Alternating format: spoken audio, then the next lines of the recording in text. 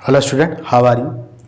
आई hope आप सभी ठीक होंगे। तो आज से हम एक्सरसाइज 2 माफ करिएगा एक्सरसाइज 3B के क्वेश्चन नंबर 9 से आपको बताएंगे। ओके बेटा, देखिए क्या कह रहा है।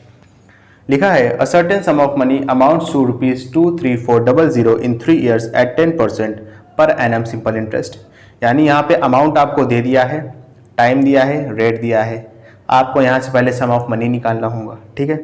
फिर लिखा है find the amount of the same sum, यानी जो यहाँ से आप प्रिंसिपल निकालोगे उसी प्रिंसिपल के तहत 2 साल के लिए 10% के हिसाब से आपको कंपाउंड इंटरेस्ट निकालना होगा। निकाल लेंगे, आसान क्वेश्चन है। ओके, देखो कैसे करेंगे सॉल्यूशन। प्रिंसिपल आप शुरू में क्या मान लोगे बेटा? x मान लोगे। तो सिंपल इंटरेस्ट कितना हो जाएगा? प्रिंसिपल इंटू में रेट इंटू में टाइम अपॉन में 100। प्रिंसिपल आपने x माना है, रेट कितना है बेटा? 10% है। देखो क्वेश्चन में सब दिया है। टाइम कितना है? 3 years है, अपॉन में 100। ओके, 0 से 0 कैंसिल आउट हुआ, ये हो जाएगा 3x अपॉन में 10। अमाउंट का फॉर्मूला कितना होता है? प्रिंसिपल प्लस में सिंपल इंटरेस्ट, यही तो होता है ना। अच्छा, अमाउंट कितना है? अमाउंट क्वेश्चन में दिया है 23400 है, 23400 है। प्रिंसिपल है x, सिंपल इंटरेस्ट कितना आया है? 3x अपॉन में 10। तो 10 को x से मल्टीप्लाई करेंगे तो हो जाएगा 10x, उसमें 3x प्लस कर देंगे तो हो जाएगा 13x। ओके, तो ये हो जाएगा पर 23400 is equal to 13x upon में 10। क्लियर है? यहाँ से आप x की वैल्यू निकाल लो। चलिए यहाँ पे निकाल देता हूँ। तो हो जाएगा 23400 इंटू में 10 अपॉन में 13 इज इक्वल टू x। 13 1 ज़ा 13, बचेगा यहाँ पे रिमाइंडर 10, आगे लिखा है 4, 104 आएगा। 13 8 ज़ा हो जाएगा बेटा 104, ठीक है। और साथ में 2 0 लिख देंगे। 1800 यहाँ है, 10 यहाँ है, मल्टीप्लाई करेंगे तो x की वैल्यू कितनी आ जाएगी? ₹18,000 आ जाएगी। क्लियर है? यानी आपका प्रिंसिपल कितना आ गया? 18,000 आ गया। अब इसी प्रिंसिपल के साथ हम क्या करेंगे? नेक्स्ट केस में कंपाउंड इंटरेस्ट निकालेंगे। कंपाउंड इंटरेस्ट निकालने के लिए पहले हम अमाउंट निकालेंगे। अमाउंट का फॉर्मूला क्या होता है? P ब्रैकेट में 1 + R/100 to the power n। Okay, principal कितना आया है? 18,000 आया है। 1 प्लस रेट कितना है?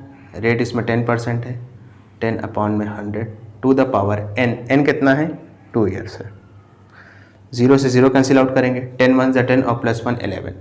तो ये हो जाएगा 18,000 इंटू में 11 अपॉन 10 का होल स्क्वायर, ठीक है। इसके बाद यहाँ देख लीजिए 18,000 इंटू में 11 का स्क्वायर करेंगे 121 आएगा, 10 का स्क्वायर करेंगे कितना आएगा बेटा? 100 आएगा।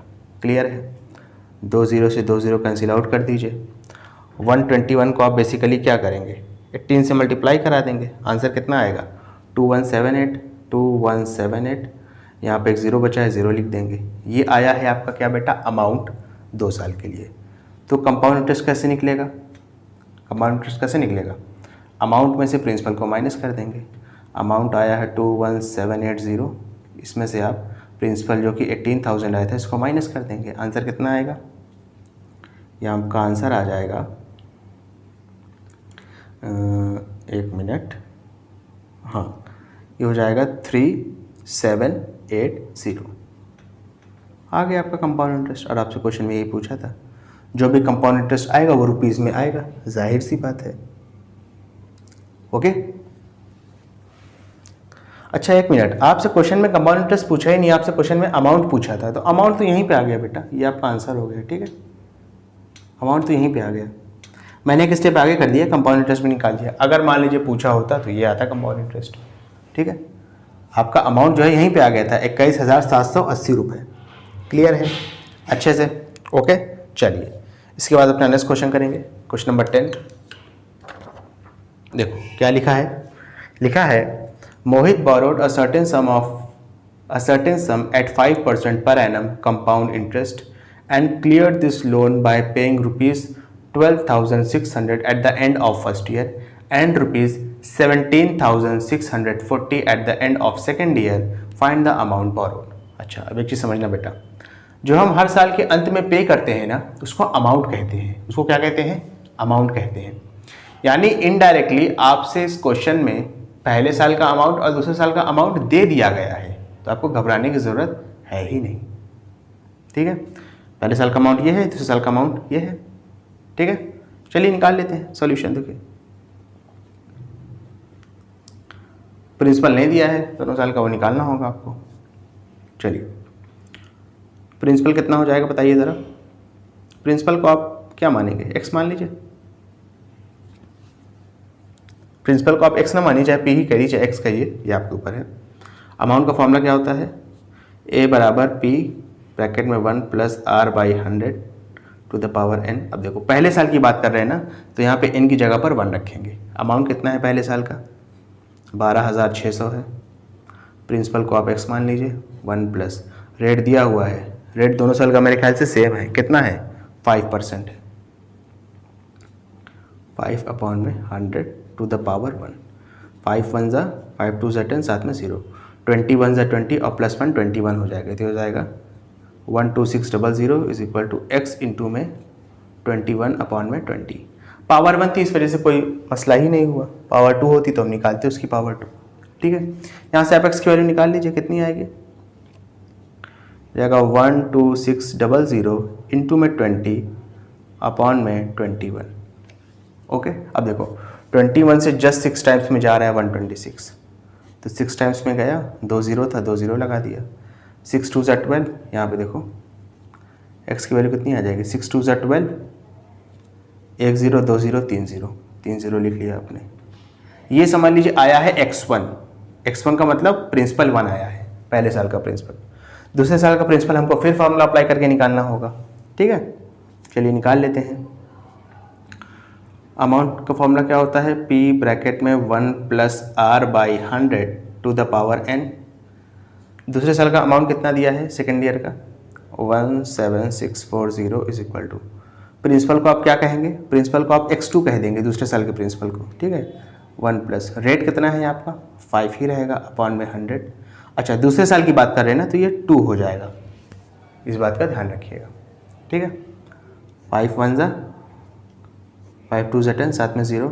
20 1 ज़ा 20 और प्लस 1 21 हो जाएगा। तो 17640 is equal to x2 into में 21 अपॉन 20 का होल स्क्वायर। क्लियर है?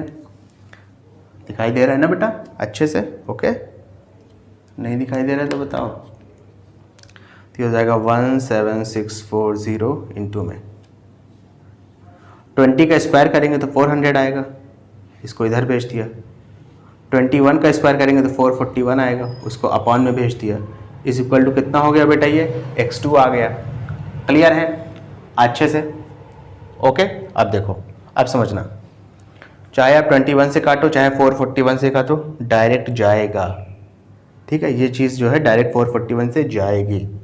1764 को डिवाइड कर देंगे आप 441 से, देखो डायरेक्ट 4 टाइम्स में जा रहा है। कितनी टाइम्स में जा रहा है? 4 टाइम्स में। 0 बचा है, 0 लिख देंगे। ओके, तो यहाँ पे देखो x2 की वैल्यू कितनी आ जाएगी बेटा? मैंने क्या कहा? x2 की वैल्यू कितनी आ जाएगी? 4 को 4 से मल्टीप्लाई करोगे तो आएगा 16। 1 0 2 0 3 0, 3 0 आपने लिख लिया, रुपीज़ में आएगा, जाहिर सी बात है। ठीक है, तो कह रहा है फाइंड द सम बोरोड। तो जो बेटा टोटल प्रिंसिपल होगा ना, क्या टोटल सम बोरोड होगा? टोटल सम लिख लो, ये क्या हो जाएगा? ये x1 प्लस x2 का जो है ये सम होगा। क्लियर है? x1 कितना है बेटा? 12,000 है। x2 कितना है? 16,000 है। दोनों को प्लस कर दोगे, आंसर कितना आएगा? ₹28,000। ओके, देखो x1 कितना था बेटा? 12,000 था। x2 कितना था? 16,000 था। दोनों को जोड़ दिया, आंसर कितना आ गया? 28,000, 28,000। ओके,